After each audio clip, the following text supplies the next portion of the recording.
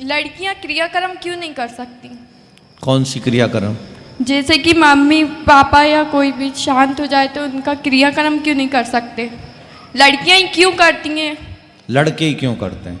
लड़के क्यों करते हैं? ये ना, क्योंकि अगर किसी के भाई नहीं हुआ तो जिनकी बेटियां हैं वो क्यों क्रियाक्रम नहीं कर सकती? गरुड़ पुराण के अनुसार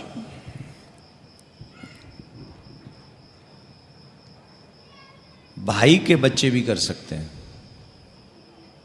जैसे एक 4 भाई हैं या 2 भाई, समझो 2 भाई हैं और 2 भाई पे, एक भाई पे पुत्र नहीं है और एक भाई पे है, तो वो दूसरा भाई उस भाई की बच्चे जो हैं वो उसका कार्य कर सकते हैं। दूसरा अगर ये नहीं है तो वो भाई के ही चाचा वगैरह का जो बेटा होगा, बच्चा होगा, वो भी कर सकता है। गुरुजी लड़कियां क्यों नहीं कर सकती? मैं आ रहा हूं बेटा, वहीं आऊंगा, वहीं आऊंगा। आपके घर में जो मैनेजमेंट है, सब कोई सब काम नहीं कर सकते। मम्मी पापा नहीं बन सकती, पापा मम्मी नहीं बन सकते, हाँ या ना? हाँ। यही पक्का है। हाँ। तो भगवान ने व्यवस्थित करके भेजा है कि मेरा काम, पुरुषों का काम क्या है, देवियों का काम क्या है ना? पुरुषों का काम अलग टाइप से भगवान ने दिया है, देवियों को अलग टाइप से काम दिया है, और ये काम इस संसार को चलाने के लिए जिम्मेदारियां हैं। अब जिनको हम बेटी कह रहे हैं वो बेटियां दूसरे किसी घर की बहू हैं, ध्यान से सुनना, और इसको शास्त्र के हिसाब से समझना, अन्यत्र मत लेना। अन्यत्र बिल्कुल भी मत लेना। स्त्री पुरुष में भेद है ये बिल्कुल भी मत सोचना। जब कन्या का विवाह हो जाता है तो कन्या दान करते हैं हम उसे। जी गुरुजी। क्या करते हैं? कन्यादान।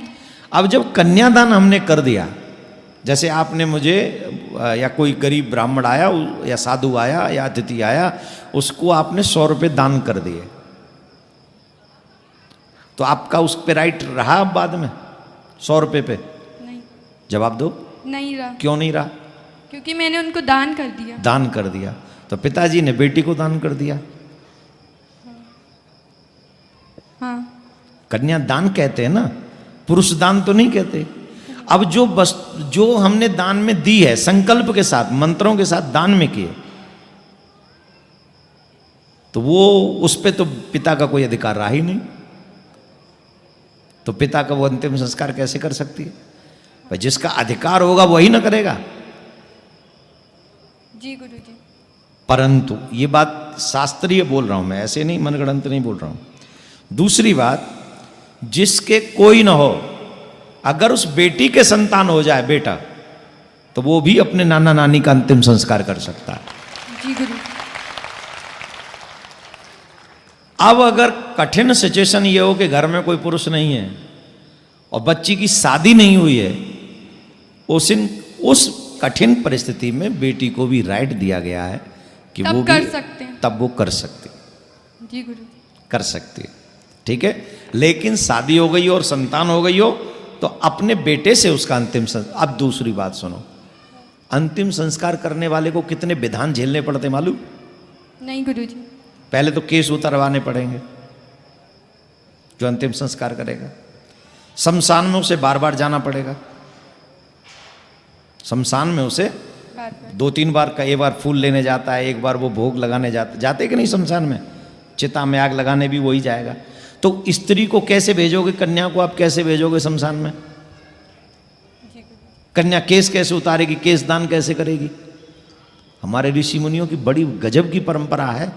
अपनी बहन बेटियों को भूत प्रेत पिशाचों से बचाने के लिए उन्हें शमशान में, इवन आजकल शहरों में तो जाने लगे, पहले शमशान में माताएं बहन अर्थी के साथ जाती नहीं थी।